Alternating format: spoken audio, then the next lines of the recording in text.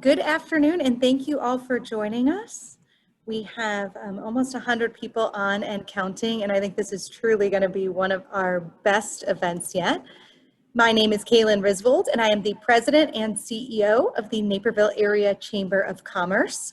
And it is my privilege to welcome you to our 2020 economic forecast.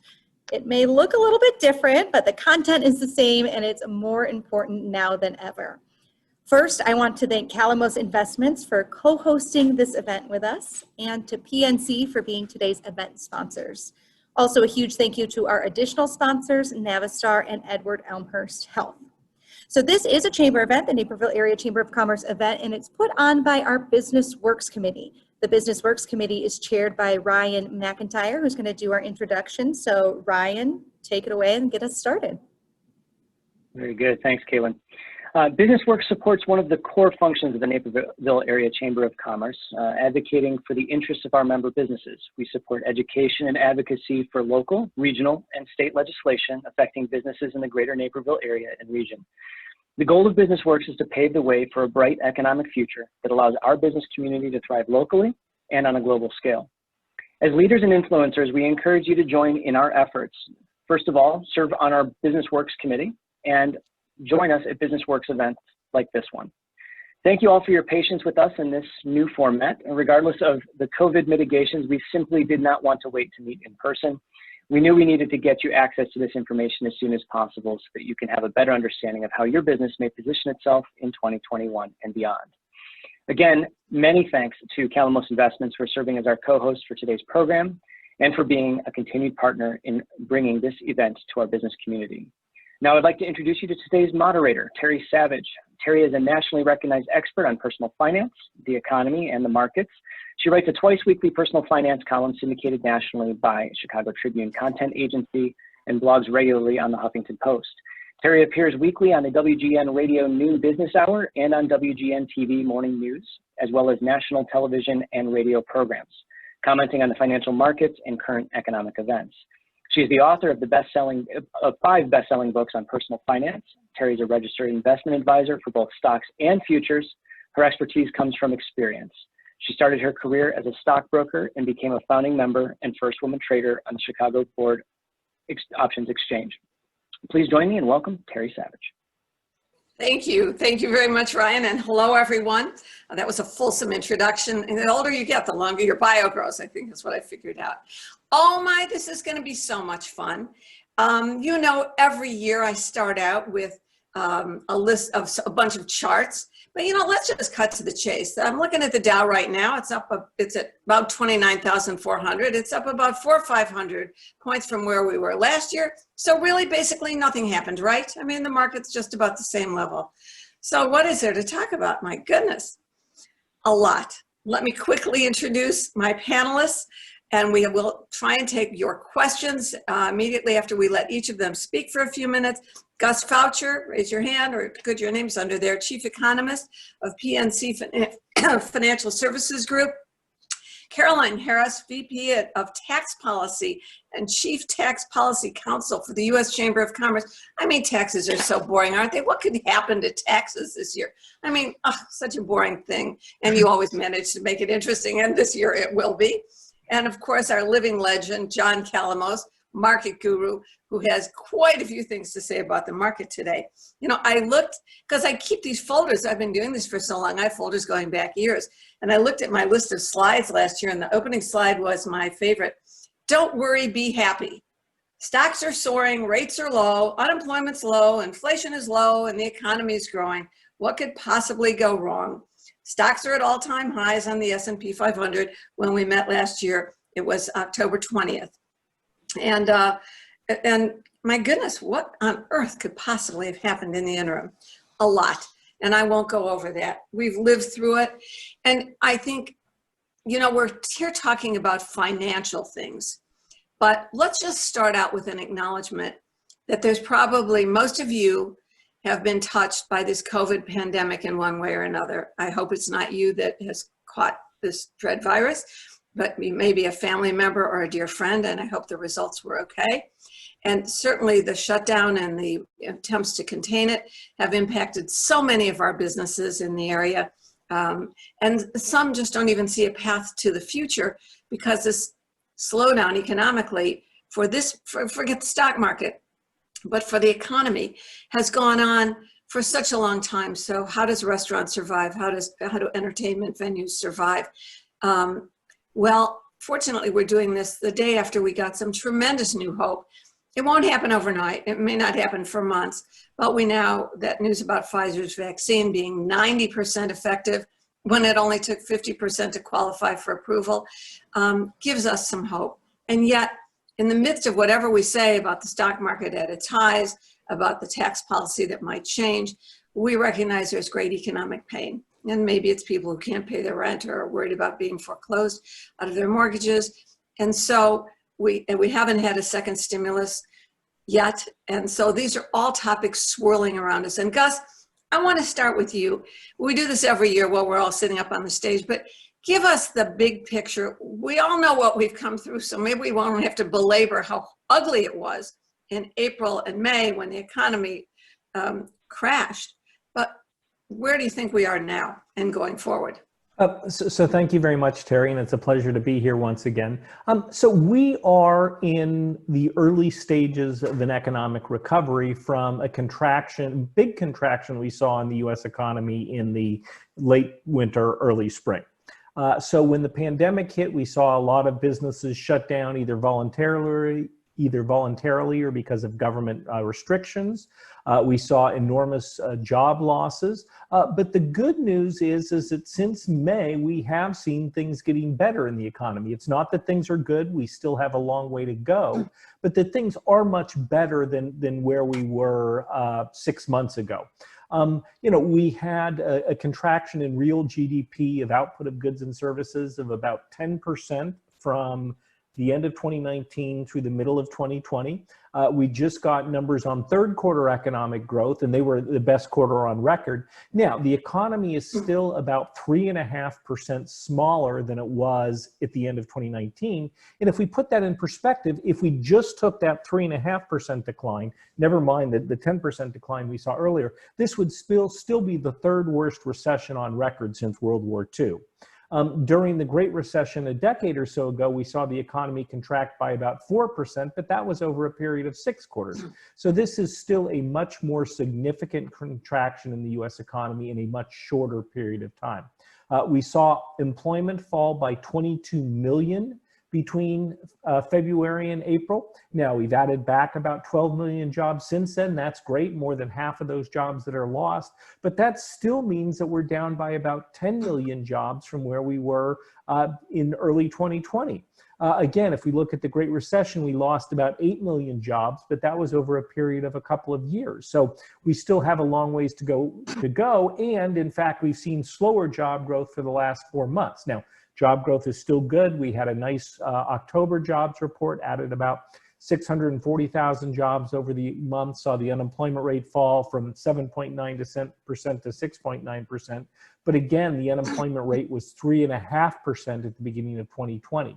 So there's still a lot of ground to make up. The big reason that we're seeing this recovery in the economy, you mentioned the stimulus, we got enormous stimulus from the federal government. So we had the Paycheck Protection Program, which provided low interest loans to small and medium-sized businesses. And for many of those businesses, those loans will turn into grants. So it will be money from the government, provided that they make certain requirements in terms of keeping workers on their payroll and maintaining pay. And the goal is to prevent a lot of business closures that would make the recovery that much more difficult. We also had aid to big businesses, so to the airlines and so forth. And then particularly, we saw aid to households. So we had those one-time stimulus payments that many households received. Those totaled about $300 billion. We also had expanded and extended unemployment insurance benefits. So more people were made eligible for unemployment insurance. The self-employed, independent contractors, gig workers like your Uber and Lyft drivers who weren't eligible for unemployment. And then we had additional benefits that were paid out. Initially, they were $600 per week. extra and unemployment insurance. That expired at the end of July. Then there was a deal with the Trump administration in the states that provided some extra benefits, and those have expired as well. But for many households, they actually had more income during the pandemic than before. And we actually saw household income increase from February to April. So even though the economy lost 22 million jobs over this period, households actually saw their incomes go up. And that allowed them to increase their spending. So we've seen big increases since the worst of the pandemic on cars. Existing home sales are above their pre-recession level. Housing starts still down a little bit from February, but up tremendously from April. And so it's this stimulus income that has allowed for the recovery that we're seeing right now in the US economy. Now, that being said, it's going to be more difficult for the economy to continue to expand from this point out. And we're going to see significantly slower growth in the fourth quarter of 2020 and then in 2021 compared to what we saw in the third quarter. You know, that aid has expired, the unemployment insurance benefits have expired. Households have been spending down their stimulus checks. Many households have saved it, but certainly for households with the unemployed members, it is going to be more difficult for them to increase their spending going forward. So we've picked a lot of the low-hanging fruit from business reopenings. There are other businesses that have closed permanently. It's more difficult. You need new businesses to come up and take their place. It's more difficult for workers who have been laid off permanently to find a new job than workers who have just been on temporary layoff. So I do expect that economic growth in the fourth quarter and then in 2021 will be slower than what we've seen so far. Job growth will be slower, but I do think that we will continue to see expansion through the rest of this year and then in 2021. I don't think the economy is going to get back to where it was in early 2019 until sometime late next year. I think that jobs won't get back to where we were in late 2019, early 2020 until sometime maybe in 2023. So it's going to be a few more years before the job market recovers. But I do think that we are on the path to recovery.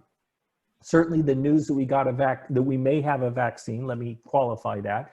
Certainly that's good news, and the sooner that we can get that vaccine distributed, that means less permanent damage to the US economy.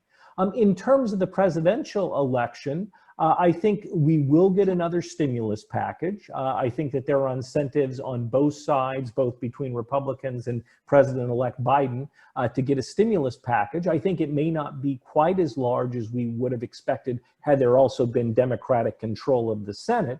And I do think that the economy does need some more stimulus to bridge the gap between now and when the vaccine is distributed. In particular, I think it would be helpful to provide additional aid to small and medium-sized businesses. A lot of them are struggling. We'd like to see those businesses that are viable over the longer run have enough support to get through to when we see the vaccine distributed and we start to see the economy get a bit stronger. I do think that we do need additional aid to households because of concerns, again, about those households with unemployed members who maybe have to start being more careful with their spending. And then also state and local governments. They've taken a huge hit in terms of their revenues. I think that many of them will need to make big spending cuts, big job cuts, and I am concerned that that could weigh on the recovery. So I do think that the stimulus would be a big help in supporting recovery until we start to see more internal demand from the economy. But we are on a path to continue to improve, that things will get better, albeit not quite at the pace of what we saw in the summer and then early fall of 2020. Because let me follow up. It's funny, I forgot to mention that we had a presidential election too in there. So focus on the economy and COVID. I was going to ask you what you see as the biggest risk, but I think you just pointed that out. Do you see any risk? Maybe I just see this because of my blog and because of the questions that get posted. I get a first-hand meet and greet with a lot of people who are really on the edge, who, because in Illinois particularly, but in many other states, the unemployment bureaucracy has been horrendous, and they can't get their benefits. Forget the scams. I mean, just real people who deserved them that aren't getting through. and people who are now worried that foreclosures will happen or mortgage, where rental evictions will happen and so forth. Do you see a whole significant group of people not making it through to your rosy projection, even if we get a stimulus? Does that worry you at all? I mean, it does. I mean, obviously, we look at this recession has been very different from previous recessions in that it hits services much harder than goods producing industries, things like manufacturing and construction. And we've also seen you think about the industries that have been hit hard by this, what we call leisure hospitality services. So travel, restaurants, that type of thing. It tends, the people who have lost their jobs during this downturn tend to be lower skilled, lower wage workers. And so those are workers who, we're kind of we're already struggling to start with. If you look at knowledge-based workers, people like me, I can work from home. And it's easier for me to keep my job. And so I am concerned that particularly that this recessions hit low-wage workers harder generally, but they've hit low-wage workers particularly hard this time around. These are workers, they're not going to benefit from rising stock prices because they don't have stock wealth, and that's going to be a problem. They're renters rather than homeowners, and so they may face difficulties there. So I am really concerned about the distributional aspects of this recession, and that these workers could really be struggling in late 2020, early 2021, especially if we don't get stimulus that is aimed at kind of those most vulnerable households. There you go, which takes us right where I wanted to go. Oh, Washington guru of tax policy. What's going to happen with the stimulus? Let's start with the stimulus. I mean, there's a million questions, but start with the stimulus. And let's see if I've got this right. They probably could have gotten things like more unemployment benefits and a lot more things done, but there was a giant philosophical holdup, and I think I'm right. From a distance, we see this between the idea of, quote, bailing out mismanaged states, I guess Illinois would qualify at the top of that list, versus a smaller package that was more directed, as Gus was just talking about, to individuals and businesses. But was that the hang up, and is that now resolved somewhat? So I think the fundamental difference that you saw between perhaps House Democrats who were negotiating through Ms. Pelosi and Senate Republicans is the dollar value of the stimulus. And that includes things that impact the dollar value, such as state and local aid. Republicans do tend to push back against wanting to give more aid to those states. I actually think it's rare that Gus and I fully agree, but I think his his wish list of items for the next stimulus is dead on. Absolutely aid for small and mid-sized businesses, perhaps a continuation of paycheck protection or additional relief in that space. Certainly addressing unemployment. I would also, in the household space, look at potentially childcare and education matters that need to be addressed. We have a completely new workforce that's facing completely new childcare situations. State and local aid as well. So I actually, Gus, you dinged them all. So I think the question now becomes, I do think we're going to do another stimulus. The question is, do we do it in lame duck, or do we do it down the road once President Biden is sworn in? I think the chamber, we'd like to do it now for some of the very reasons Gus, hit on. I mean, I think we've sort of been wanting to do a second stimulus, third stimulus, however you fourth, whatever, since probably July. And so the sooner the better. I think that, but it's unclear. And I think part of the reason it's unclear is because we don't know what's happened we don't know the election results in full. So we don't know if who thinks they can have a better hand of cards now or later. So I'll jump in. Sorry, go ahead, Terry. We might not know that until Georgia's settled in Correct. January. That's the Senate anyway. Right. So, there are people that are literally holding their breath and pulling in their belts, hoping that this could be done next week. I mean, okay, all right, we may not have a concession speech, but at least we have a pretty good idea, except for the Senate. Is there any chance they can get their act together? I'm talking about both political parties, and think about the electorate. Yeah, I think, look, Senator McConnell said he wants to do this. I mean, if Speaker Pelosi wants to do this, I mean, I think it's just a matter of coming to a meeting of the minds. I mean, can we get to a number? We were inching closer to a number, you know, the Republicans were going up and the Democrats were coming down. And so I think that's possible. I mean, also the reality is Washington doesn't necessarily act unless there's a catalyst. We need to fund the government in December. So, you know, that sort of acts as an engine for, you know, the train that leaves the station that potentially has additional stimulus relief, you know, government funding.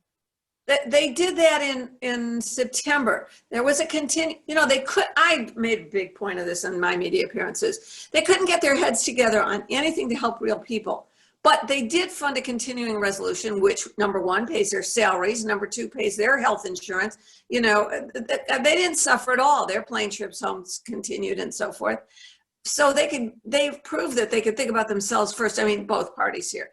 But in addition, that didn't motivate them to come up with a stimulus deal at that point. So a continuing resolution, you know, may not be. Yeah, and I think at that point, the goal was to avoid a government shutdown pre-election. And if you just by saying, both sides saying, neither one of us is going to attach controversial policy riders onto this, we don't want a government shutdown pre-election.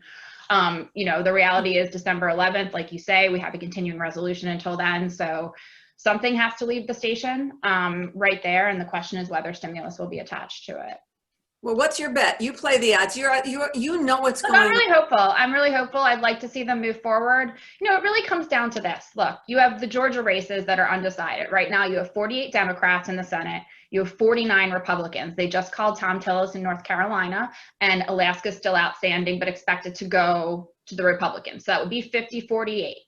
If Republicans win both of the Georgia seats, you know, that's majority. If they win one, that's majority. If the Democrats pick up 2 seats, that is 50-50. And so I think that Mitch McConnell is probably going to do everything in his power right now to shore up those senators, to shore up the presence of a Republican Senate and what they can accomplish. So I'd like to be hopeful that, you know, that would drive them, as well as just the need to serve their constituents and you know, help businesses and the folks, you know, as Gus highlighted, some of those economic impacts. So I'm bullish on, I'll say, this is a problem. You always come back and grade me.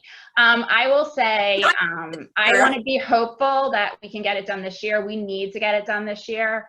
I do think if it slips into next year, you're more likely to see, you know, it's going to be influenced by then President Biden. So perhaps larger spending, you know, the makeup of it is going to look a little bit different. And the you know, the arguments are going to be a little bit different, you know, with Republicans talking about the size of the bill if they still control the Senate. And, you know, so we'll see. But well, it's nice to see the chamber is fully behind getting something done. Absolutely. All right, let me switch to another tax policy thing, because you know all this stuff. So there, I don't know where to start. Personal income tax rates, capital gains tax rates, corporate tax rates, and then some stuff around the estate tax, which I may come to later. But let's talk about income taxes, individual corporations, and capital gains. Now, of course, everything's like hinging on these 2 Senate seats, because, you know, the vice president would break a tie if there were a tie. But where do you think tax increases or tax changes or a tax bill will come on the priority list of the new administration? So assume the administration is going to be Biden, and I mean, it's a long shot that there'll be a Democratic Senate. So let's assume that maybe there's still a Republican majority, maybe of only 1 in the Senate. How do you think that will evolve? So I think that because without single party unified government, your ability to do a giant tax bill is off the table. So a lot of the things that a President-elect Biden campaigned on, things like increasing capital gains for folks over 400,000 or individual income rates, increasing the corporate tax rate, increasing, you know, resetting the estate tax levels back to 2009, getting rid of step-up basis. You know, those things are just not going to be, a Republican Senate is not going to stomach those. I think our biggest risk of tax increases come with the priorities that the Democrats truly care about, which is things like infrastructure. We're very supportive of infrastructure. We think it's long overdue in this country, but the reality is that you're going to have to find pay-fors for some of these programs. And I think that's where we see this risk of, oh, hey, let's just dial this rate up here 2 percentage points and we have the money to fund this. Or, you know, hey, let's just tax, you know, quote unquote wealthy or successful small businesses at a higher rate and we can find the money to do this. So while I don't expect an outright tax bill, I do think we have to be vigilant as Democrats move forward with, other pieces of their agenda and watch for tax increases in that pay-for situation. There's this morning, or today earlier, the president-elect talked about healthcare as a top priority. I think, and that's interesting. That's the first thing he came out to talk about. It's obviously, heart-tugger. Do you think that the Supreme Court is leaning toward, no, you can't throw Obamacare out? I mean, that's what I just read. What do you think will happen with healthcare? I think the biggest thing right now is the formation of the coronavirus task force. I mean, that's what he's talking about out of the gate. He wants that. Look, we're going to continue to have the same conversations about a lot of things, whether it be drug pricing or, everything that falls in the healthcare space. But I think the focus is there right now because of the coronavirus, and that's sort of front and center, and that's what the American people want him responding to right now. So it sounds like you're pretty sanguine about not only maybe having a Republican majority to balance things out, but about the impact on the economy of an immediate major tax bill. Yeah, and I think, look, and you guys watch the markets more closely than I do, but I think when we saw we started to see the presidential election going towards Biden, but we started to see that the Republicans were going to hold the Senate. I think you saw the market rebound because there was a lot of relief that you weren't going to see increased taxes or increased regulation that, folks were concerned about. There's other things that I think if we had 3 Democrat control or 3D control unified government, capital gains would have been likely to go up, and you would have potentially seen people, sell off some of their stock or things like that to be able to capture the lower capital gains rate. Now, that's not going to impact as much as it has in the past. There's really, something like 24% of the market is individual investors. It's largely institutional. It's only going to hit those people over a certain income amount. So even that is buffered a little bit. But I think, we saw the market. I think the market, personally, from my perspective, is happy with divided government right now. We'll see how long that lasts. Let's ask John. John, the market is happy. My goodness, the market's happy. Between a vaccine and divided government that could potentially be a little bit more rational on topics like world trade and China and other big issues. Maybe we should bring back that "Don't worry, be happy" cartoon that I put up. The market likes this, right or wrong? Are you scared? Well, I think the market, hates uncertainty, and I think what Caroline's been saying, a gridlock type of government is probably not bad in the sense that they can't do too much harm. We saw a lot of benefit from the lower taxes, lower regulations, all those issues where more people working than ever before. So all those factors were very positive until the vaccine hit. So I think, markets hate the uncertainty, and what we're seeing now is, the rebound, as was pointed out, is good. The economic numbers are very positive, and then obviously with just the vaccine now coming out, that's been very positive, and I think that's more given the market much more of a positive factor than the stimulus, because if this vaccine is really what we're seeing here is that the economy is coming back, and all those hospitality, all those other things will be coming back, and that's pretty positive from that point of view. So the vaccine is really a game changer in here, and what the markets are forward looking. They're saying it's closely so. They want the appropriate levels of regulation. They don't want to see more taxes. We want better capital spending from that point of view, and I think that's positive. And remember, what we see in the market just the past couple of days is really interesting. Because let me stop you right there, John, okay. for one question, because I hear that I have this very ESP thing when I'm in the media. There are 200 people out there saying, does he think it's too late to buy? I mean, the market jumped, 1,400 points and another 300 points and another 300 points. So we are really in effect at all-time highs now, despite all this stuff we've talked about. And could you put us in perspective? Is the market's never too high, the market's always right, but is it too late for everybody who said, I'm scared of the market and went, how could the market be rallying, to now be investing in the stock market? That's what, I know you have a lot to say, but I know everybody wants that one thing answered. Well, I think one of the things that people need to realize, because the only thing you hear in a news item are what the indexes, the S&P, did, what the S&P did, what Dow Jones did.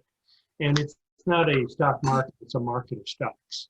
And if we look back, the growth really has done very, very well, even this year, even during this crisis area. And so the value companies had not done well in this whole period. So it's really right now a stock picker's market. We had to shift the other day from momentum to value was probably the biggest shift we've seen in 28 years. Just that flip there. And so can I ask you to stop? You taught me 30 years ago, sitting on channel 26, what that was about. But explain what happened to an audience of, we all know the stock market went up, but explain what went up and what changed. The NASDAQ's been down. The tech stocks have lately been sort of creamed. So explain what happened. Well, the value names have done very, very poorly for many years. Names like what? Just value names that have high dividend stocks, utilities, those type of things have done very, very poor over many years. And what we're seeing now is that there was a shift, because what this vaccine is doing, the economy is coming back. And many of these stocks, the airlines, all those are bouncing back in here because what it's anticipating is the economic recovery. It's a V-shaped recovery in here. And what we saw was the growth stocks, the big FANGs and everything else, they were doing well and going sideways in here. And now what we're seeing is a recovery from these cyclical companies that were really hurt so bad by the pandemic. So we're seeing that's why it's a much more of a stock picker's market in here to take advantage of that in this environment. You think that switch to finding value in stocks as opposed to chasing earnings growth and sexy stuff, the stay-at-home stocks have been taken down, the Pelotons and the Zooms and all that. But my question is, do you think it's too late? Is there more to go in this giant switch? Yeah, I think there is. I think there is. I think the vaccine is showing that the market is, the economy is going to recover in here. I hope that's the case. And it's not so much stay at home, restaurants and others. People are looking forward to that, and hopefully this vaccine will allow that to happen, so we can go back to a normal lifestyle. So are you picking you said, I'm sorry to do this to you, but I've been doing this to you for a long, long time. So you said it's a stock picker's market. Have you just issued a report? Are you about to issue a report? Or what have you just bought, or what would you buy tomorrow, maybe even? Oh, we have many strategies. We're managing, emerging markets are looking good, and part of the asset allocation people should be looking at is global as well in here, because this is a global recovery. So we're seeing a lot of opportunities there. And obviously, as you know, from going back to channel 26, we've been doing convertibles for a lot of years, and the convertibles have really done very well in this environment.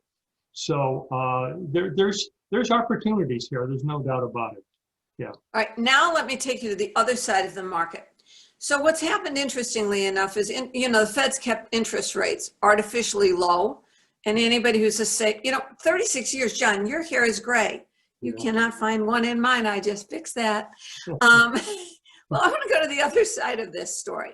Savings rates have been kept artificially low, and retirees and people who want to have some emergency money and so forth are getting paid next to nothing in bank CDs and so forth. And even long-term rates are low, 10-year treasuries, but they've started to creep back up on the prospects for economic growth. So the question of interest rates is not just like, oh, let's make a forecast. If somebody buys a 10-year treasury bond today and interest rates go much higher, and the bond will keep paying you interest, but you'll be stuck with a lower interest rate than if you had waited.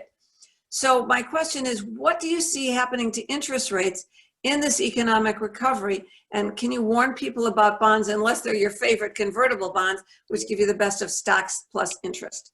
Yeah, well, it does seem like, we're getting a little bit of a push on the 10-year, but we've kind of fallen the camp that we're not going to see a significantly rise in rates in here going forward. Obviously, inflation is pushing up again, but and that's why the other trade that's out there is the bond surrogate trade. Do I want to get 2% in a 10-year bond, or do I want to get 3-4% dividend in some equities? That type of thing. So that doesn't seem to be going away, because the Fed is really, managed this and kept interest rates. And it seems like interest rates will stay, inflation stay low over the next couple of years, in our opinion. Okay, and that's good for stocks, especially Yes. dividend stocks. All right, now what I forgot to say to everybody, let me announce this now, is that what you remember when I would get up off the stage and go running around with my microphone and play Oprah? That's happening now, but here's how it's happening. There's a chat box button. Can you all find it?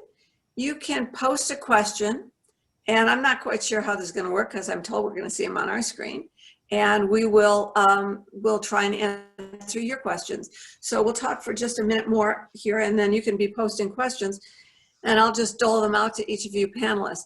May I ask each of the three of you, did any one of our other panelists say something that you wanted to comment on? Gus, anything? Yeah.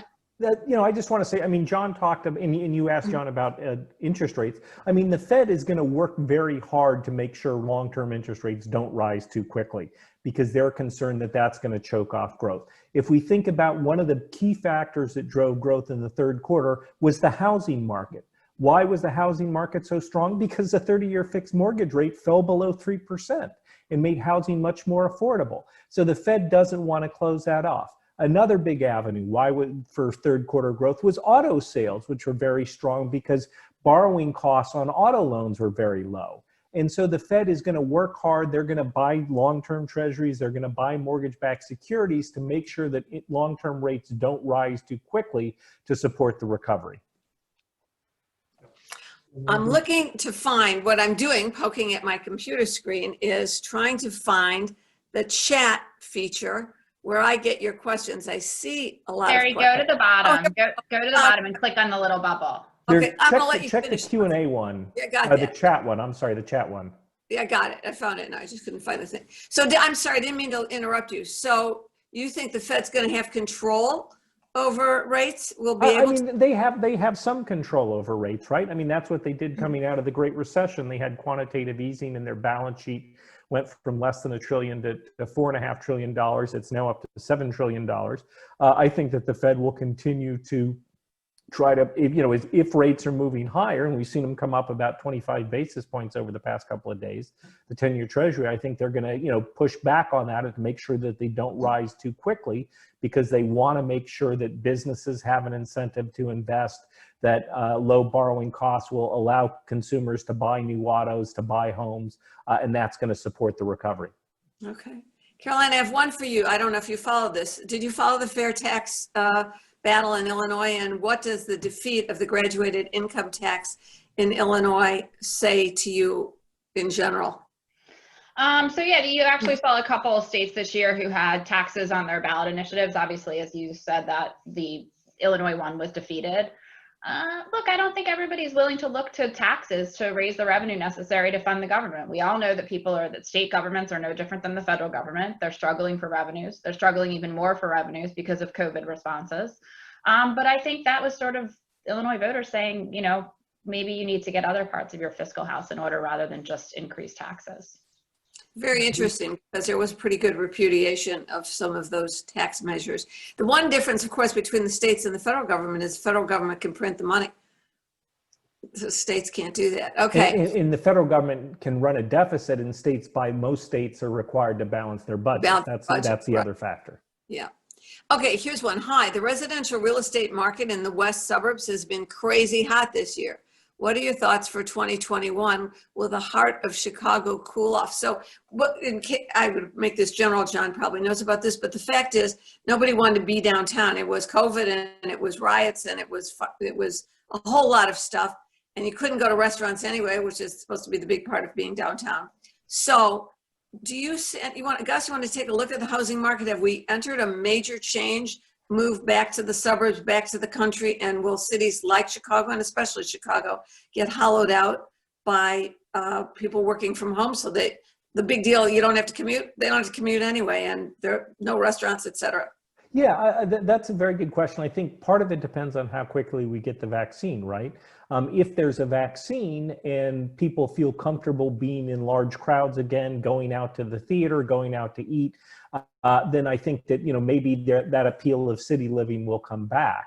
If it takes a long time to get a vaccine and the advantages of city living are diminished and people feel uncomfortable being in large groups, then I think that the, downtown living is going to suffer disproportionately.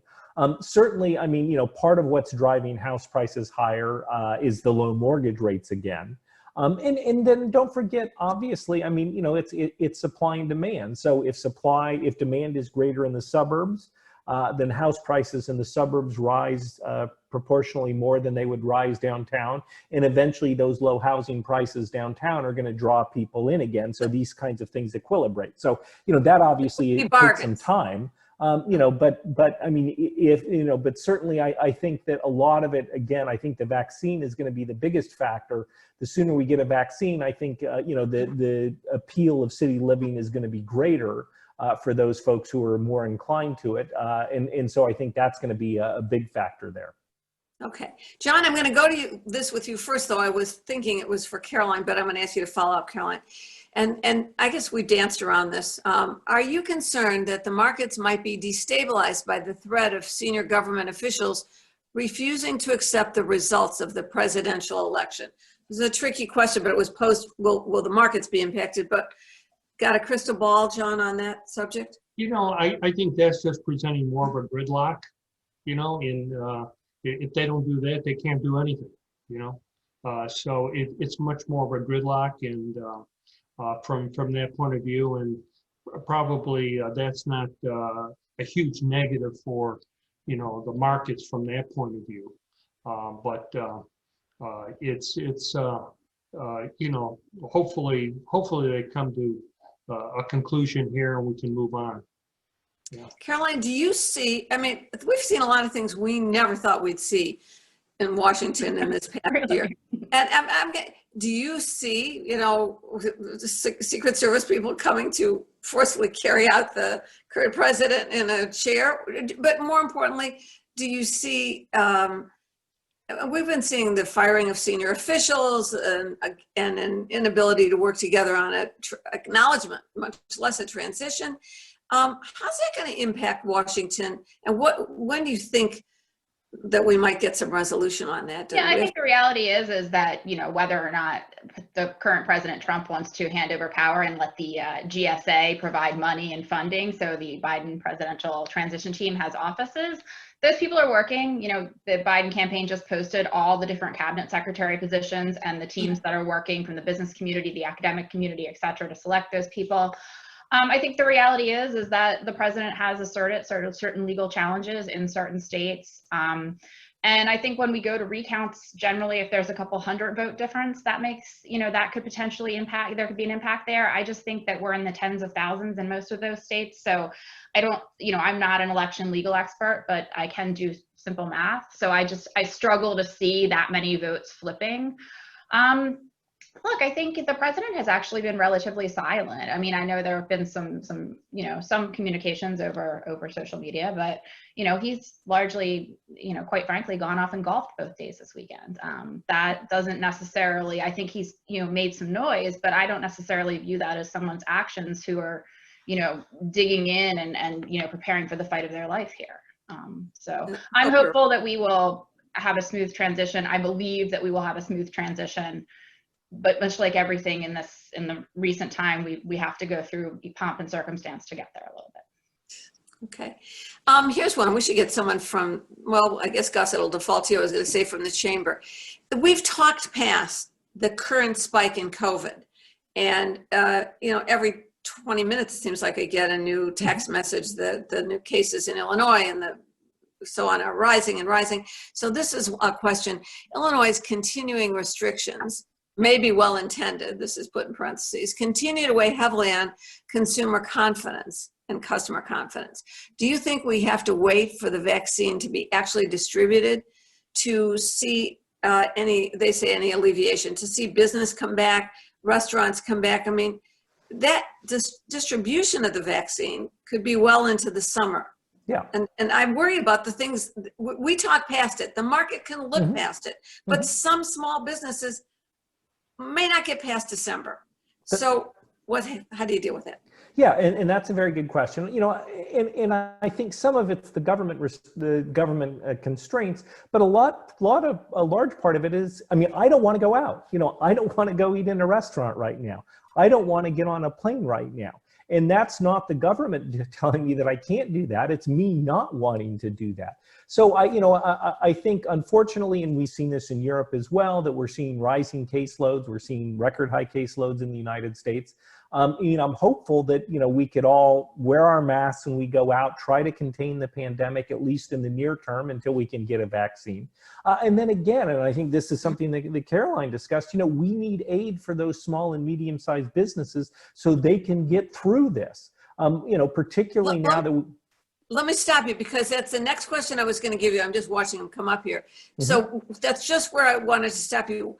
This is a question. What is the profile of the small businesses you would characterize as likely to survive if we get them near-term stimulus?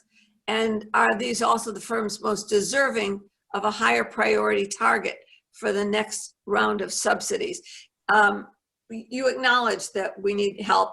Right. How do you prioritize what kinds of businesses? And are there some that are hopeless now? Sure, there are some that are hopeless, but I would much rather err on the side of being too aggressive than not aggressive enough. And this is something that the Federal Reserve has found with their Main Street lending program, where they've, haven't been as willing. That's where the Fed is going to directly lend to small and medium-sized businesses. For primarily because the Treasury Department has asked them to, but they've been reluctant to take on too much risk with those loans. Look, we are going to lose money on some of these programs, or some of these loans, let me rephrase that. We are going to provide aid to businesses that are going to shut anyway. But the damage from doing too little is much less than from the damage from doing too much.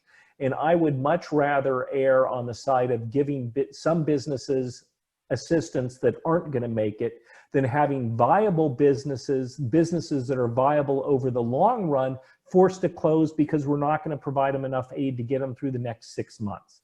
Because that causes huge problems for the long run. Those businesses go out of business. It takes longer for new businesses to replace them. Workers lose their job permanently. The longer they're unemployed, the more their skills atrophy, the tougher it is for them to find new jobs, all of that. So we should be aggressive. We should be less concerned about the potential costs and more concerned about the potential benefits. If you were on the committee, last time PPP loans were made through the banks, they were SBA loans in a way, but they were made through the banks. The banks didn't have to go through all the documentation. They gathered the stuff and they were just, okay, you got it, you got it, you got it. A lot of people didn't. Is there a way you would prioritize this, per this question, handing out those loans in the next round? If you prioritize, that just gums up the works, right? So I guess, look, there's going to be fraud, let's be clear. But I would much rather have, and obviously you want to control for that. But again, I think, the more restrictions you place, the more difficult you make it, the more you require the people who are administering the program or underwriting the loans to jump through hoops. That just delays what's going on, and that's going to make it more difficult. So, I guess my priority would be get the money out the door. Maybe some of it goes to businesses that don't need it. But again, I would much rather err on the side of doing too much than doing too little in the current environment. We're sending you to Washington tomorrow. Okay, John, yeah, sure, people out there know you wear many hats as an investor. And so I'm going to direct this one to you because I know you have a good answer. What do you believe are the long-term ramifications to the hospitality industry in DuPage County from the combination of political gridlock and COVID? I mean, are hotels empty? You've got a hotel. How do those hotels survive, especially not downtown is as horrible as DuPage. What's worse? Yeah, well, I think from from a government point of view is that part of that should be make sure the regulations are fair and that we're giving people to make their own decision on what to do rather than trying to do everything top down, because that's hurt a lot of industries and the hotel and restaurant business, hospitality separately. But hopefully this vaccine is going to solve that problem, because it's been terrible, no doubt about it. It's been very poor. So I'm hoping the vaccine comes out and we start going back to a new normal.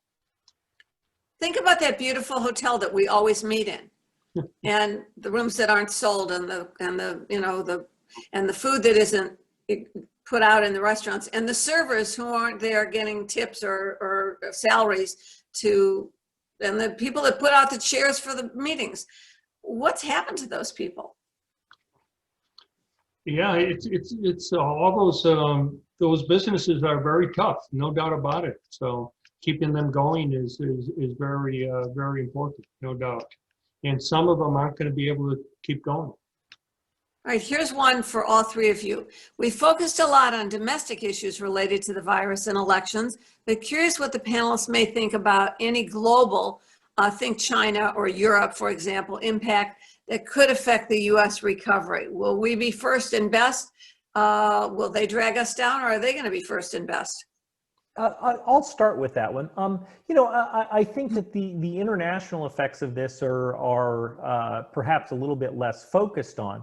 I mean, obviously in Europe right now, we're seeing, in fact, some government shutdown or some shutdowns in Europe, in Germany and France and the UK because of the level of the pandemic there.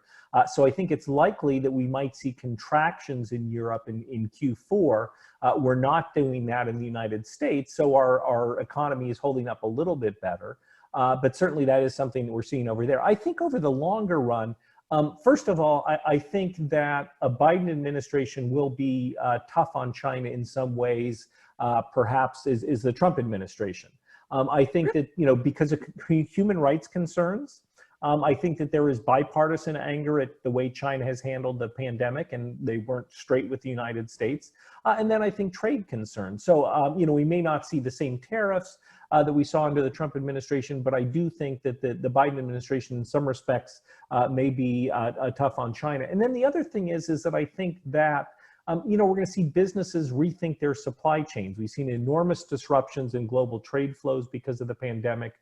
We may see businesses that want to source more of their inputs from the United States because they may be less subject to these types of disruptions. They may want to keep more inventory on hand. We'll have to see how that plays out. And then we are seeing, and this is true, not just in the United States, but globally, with Brexit, we're seeing nations turn inward and focusing less on global trade and more on internal trade.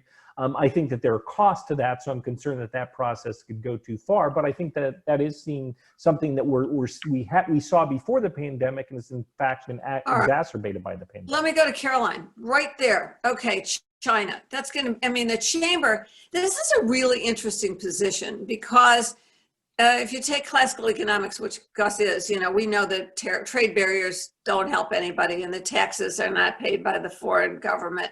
They're paid by the consumers. We all learned that in Econ 101. But that whole trade deal with China kind of a thing was a keystone of the Trump administration.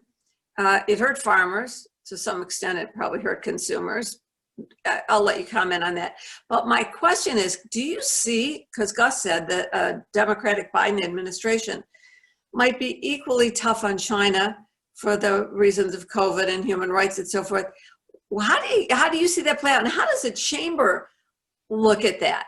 Yeah, I think actually this is shocking me this year because I'm going to agree with Gus once again. I do think that there is bipartisan support in Congress, both Democrats and Republicans, who say, look, we need to remain tough on China. And I just don't see President Biden picking that as his fight to, to go to the mat on. I think what you're going to see out of a Biden administration is probably a little bit more predictability, a little bit more willingness to work multilaterally, a little bit more pragmatism. I think also, look, the president's already said, we're going to support the Paris Agreement. We're going to come back to the table on a lot of these things. And I think that, I think he's going to do that. But I do think that the stance will remain on China for the reasons that Gus said.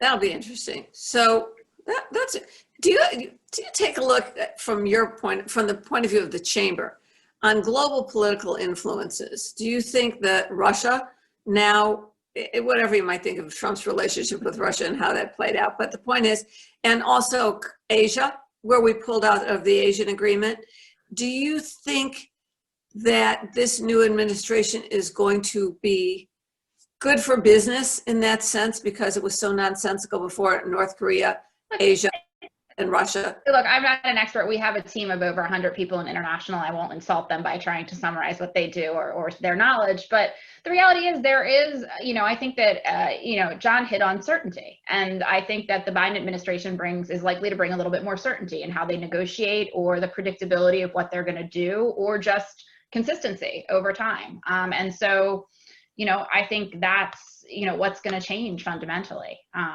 instead of kind of the more tumultuous way things have played out in the past couple of years. And let me just add that I think Caroline said something important. She said that the Biden administration is more likely to act multilaterally. A lot of countries have these same issues with China. The Trump administration took kind of a go-it-alone approach on that, where I think it would be more effective to work with our allies in Europe, in Asia. They're very concerned about expansion as China. And so I think that has the potential to be more effective in dealing with China's trade barriers and also the human rights issues and the concerns about COVID and so forth. Well, keep your fingers crossed. Okay, here's another question. This is different. I think I'm going to start with John on this because you're familiar with markets and crashes.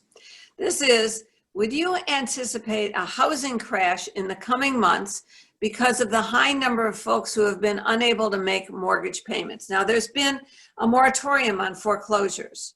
So there's a political question. Let me go to you, Caroline, first.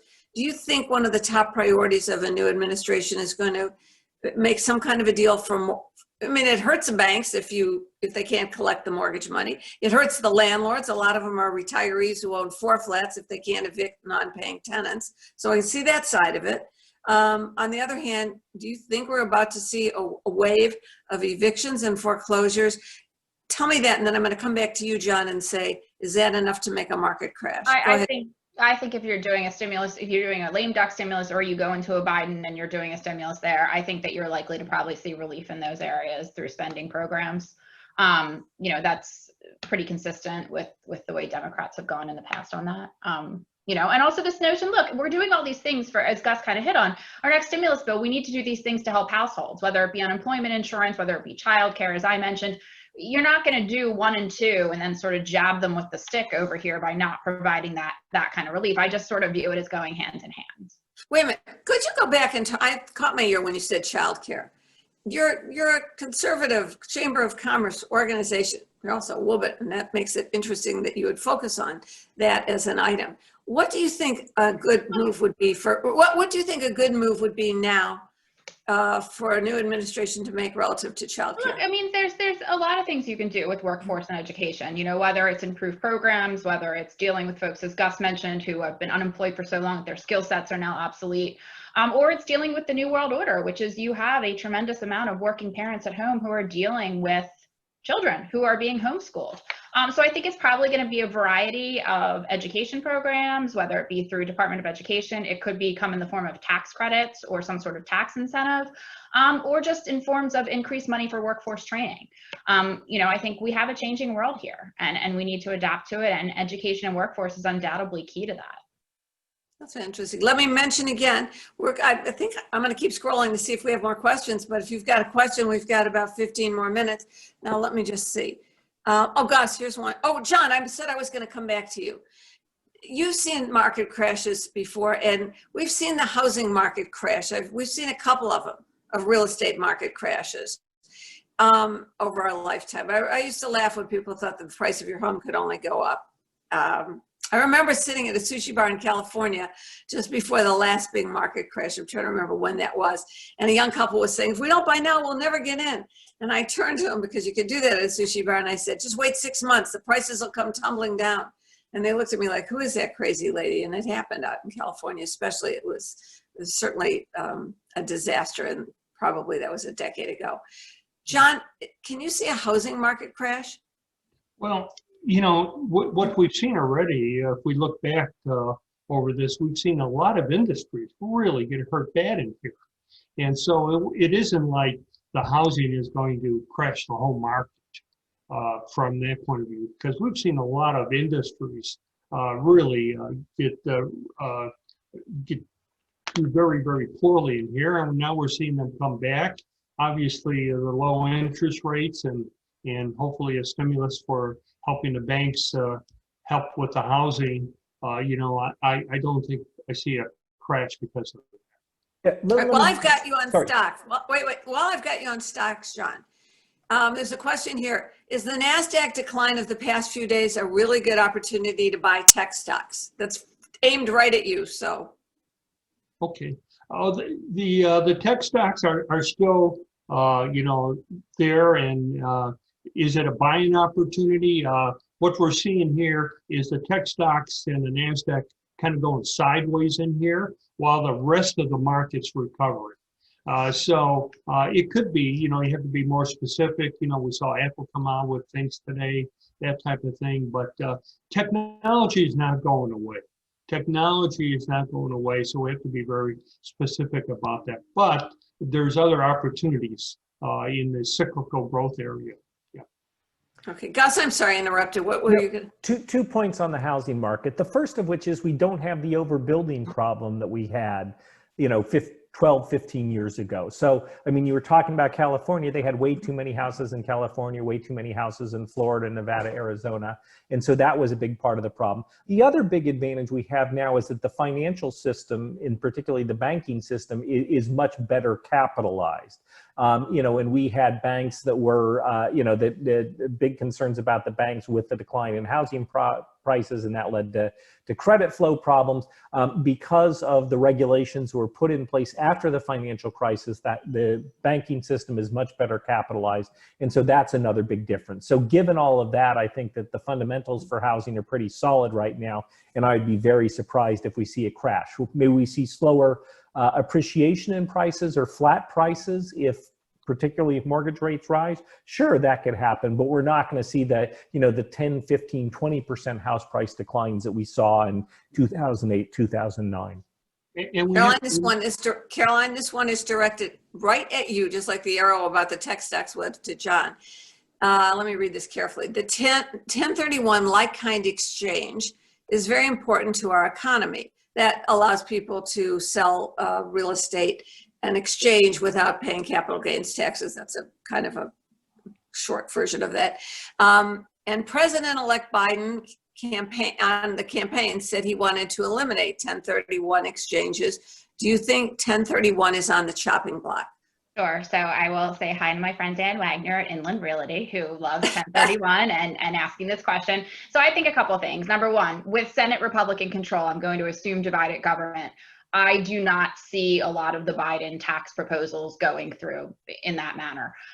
Number two, I want to remind everybody, we're talking about doing stimulus because we have an economy that is still recovering. And I'll quote former President Obama on this, or paraphrase him.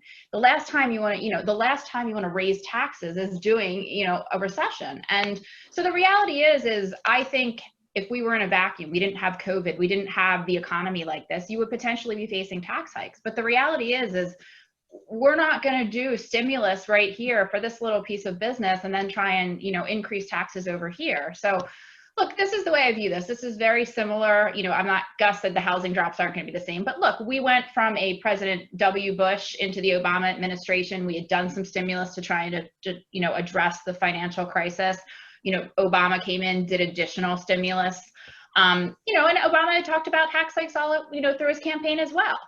So I think it's there. I think, you know, we're going to see the President Biden presumably put out a budget sometime in Q1 or Q2, which will give us an idea of what tax hikes he genuinely thinks are on the table. But I think, you know, in terms of the next 3, 6, even 9 months, I mean, I consider this to be a stimulus conversation and not a tax hike conversation right now. So Dan, you're good for at least 6 months. From your mouth to the Congress's ears, you know. All right, I can't believe we're not seeing any more questions, so I'm going to assume maybe the chat feature is disabled. So if you've got a question, send it in now. Otherwise, I'm going to move on to asking our panelists. Oh, wait. Oh, here's one.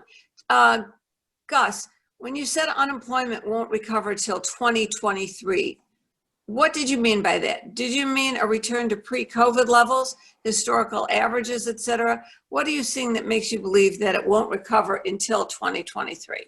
When I say that, what I mean is the number of jobs that we had at the peak, which was in February, we're not going to return to that level until 2023. So it's going to be a few years before we get to that level. You know, basically, you know, and we see this often with recoveries where employment lags GDP. That is, the economy in terms of output of goods and services reaches its peak before employment returns to its peak. And that's because we have what we call productivity growth, where the output per worker increases. And so that means that businesses don't need as many workers to achieve the same level of output. And so therefore we tend to see employment grow more slowly than overall economic growth. That being said, you know, I mean, as I mentioned, you know, we saw 600,000, more than 600,000 jobs added per month in September and October. I mean, if we had gone back to the previous recovery, that would have been a great number. So, you know, again, you know, we're going to have some businesses that are forced to close. We're going to see some restructuring that is going to weigh on job growth. So it's going to take some time. You know, the unemployment rate was 3.5% in February. I don't know how long it's going to take to get there to that point. It's going to take even longer. You know, but it just takes time for jobs to come back, even with a strong recovery. And again, the longer people remain unemployed, the tougher it is for them to be reemployed. But the good news is the Federal Reserve is focused very diligently on making sure that we have a strong labor market recovery, that they said they're not going to raise rates for a period of years because they want the economy to get back to full employment. So Okay, that'll wait. be a positive. Oh, that's the word I want to hear, because I'm going to hit you with a 1-2 punch. This one is from someone else who says, are there sectors of the economy you're particularly bullish on?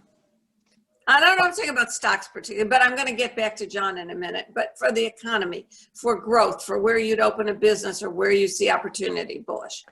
You know, I think the housing market is going to remain strong through 2021 because of very low mortgage rates. And so housing related industries, and I'm not picking stocks, I'm just telling you which areas that I think are going to lead economic growth. I think as we head into 2021, business investment is going to be stronger. So businesses are cautious now, but as we get more as a vaccine becomes available and so forth, I think business investment growth is going to be very strong in 2021 and 2022 and is going to drive growth. So that's going to be business investment in a variety of factors. It's going to be business investment in heavy equipment, IT, both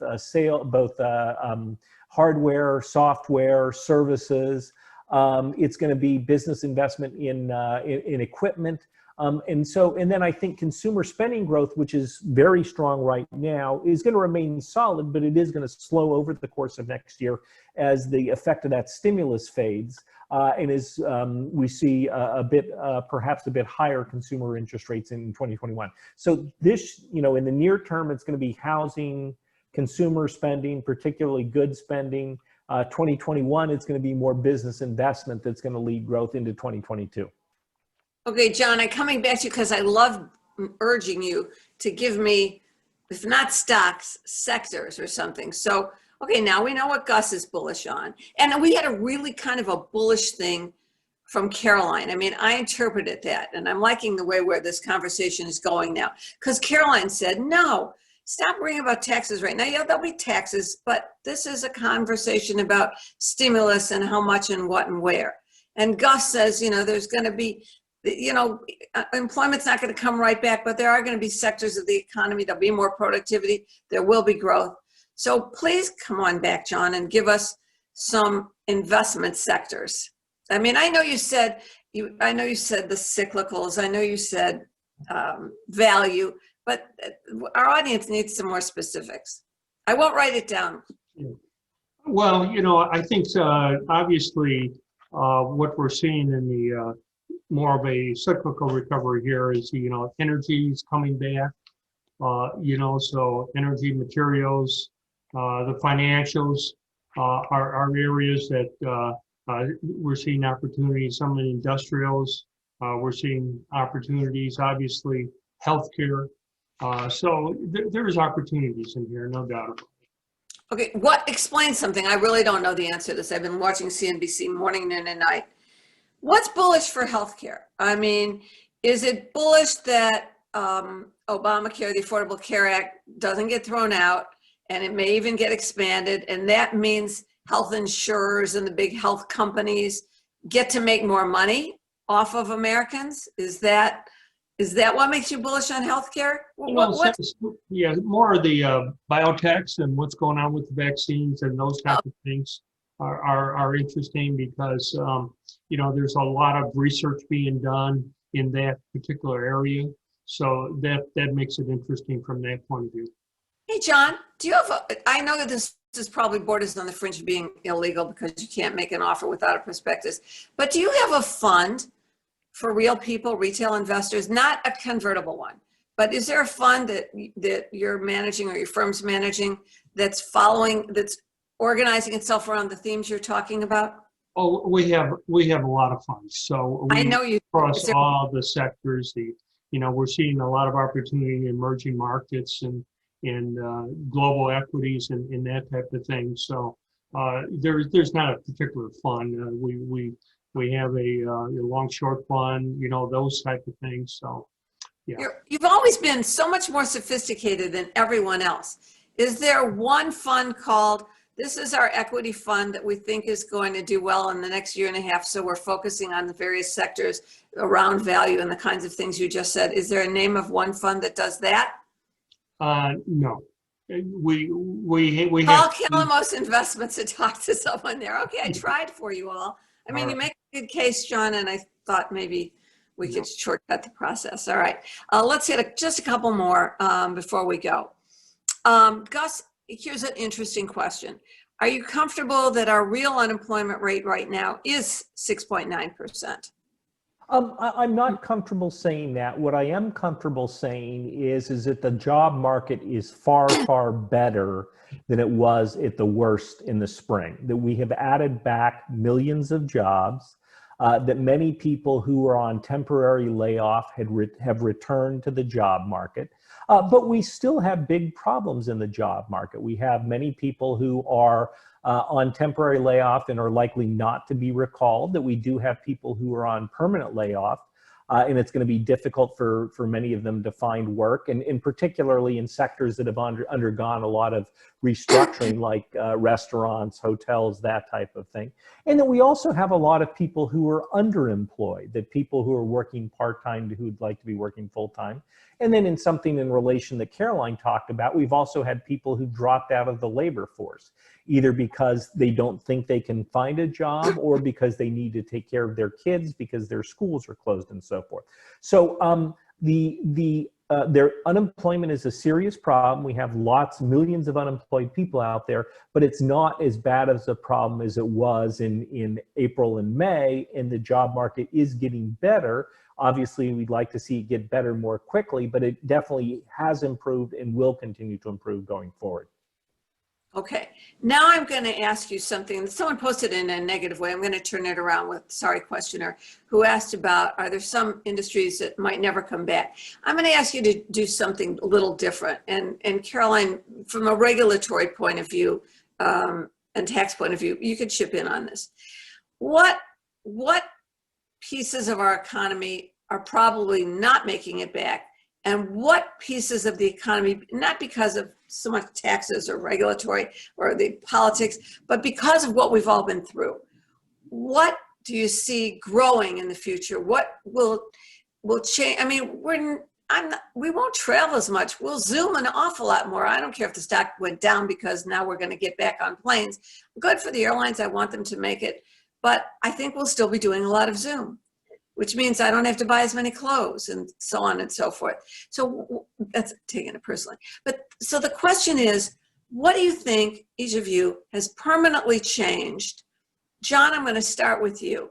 What do you think we've gone through this year that has permanently changed? What will be the winners, and what do you think will eventually be losers? Like the coal industry is pretty much gone. Someone mentioned being bullish on energy or because of energy regulation and so forth, but now there's all kinds of new approaches to energy. So John, what industries are going to lead us into the future and what are going to be left behind?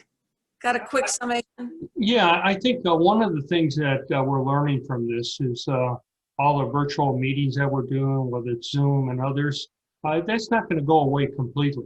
So we're going to have kind of a new normal. So the adjustment to that new normal is going to, not that everybody should be working from home, because we definitely don't want that to happen. But there'll be maybe a blend there that we have to anticipate what that blend looks like, on the virtual meetings and those type of things, because they've been pretty effective in here. On the other hand, from a cultural point of view, they could be pretty negative as well. So we'll develop, I think looking forward, a new normal there, which will be a blend of the two.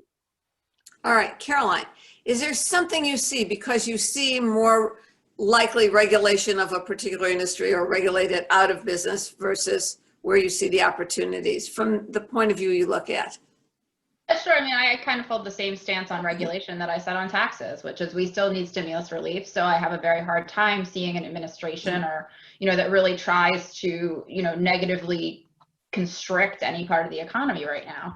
I think I actually would also agree with John. Look, we have this new normal and it's hybrid, and I think a lot of people are looking around going, I don't really need to be in the office. And if I don't need to be in the office, do I really need to pay this, cost of living to live by this city? Or, hey, I really would prefer the weather in Naples, Florida most of the year. So perhaps I could relocate to there. Look, I think, Terry, you said something that was important. You said a lot of this is personal. And I think it is. Like Gus said, I'm not, I don't want to go to restaurants, or don't want to travel. Like, I am okay going to restaurants. I just flew back from Florida. I mean, with a mask and doing it responsibly and getting COVID tested. But, I think we have to see where people's preferences shake out as they move forward and where, people are comfortable. So, but I do think what John said is right. It's a new normal and it's hybrid. And right now, again, I don't see the government interfering with that. I would expect a Biden administration to support some of the things they've talked about, renewable energy sector, things like that. But I think that's independent of what's happening with COVID and the coronavirus situation. And Gus, I was going to go around and ask you each for your most hopeful thing, so I'll circle back. But Gus, I'll start with you.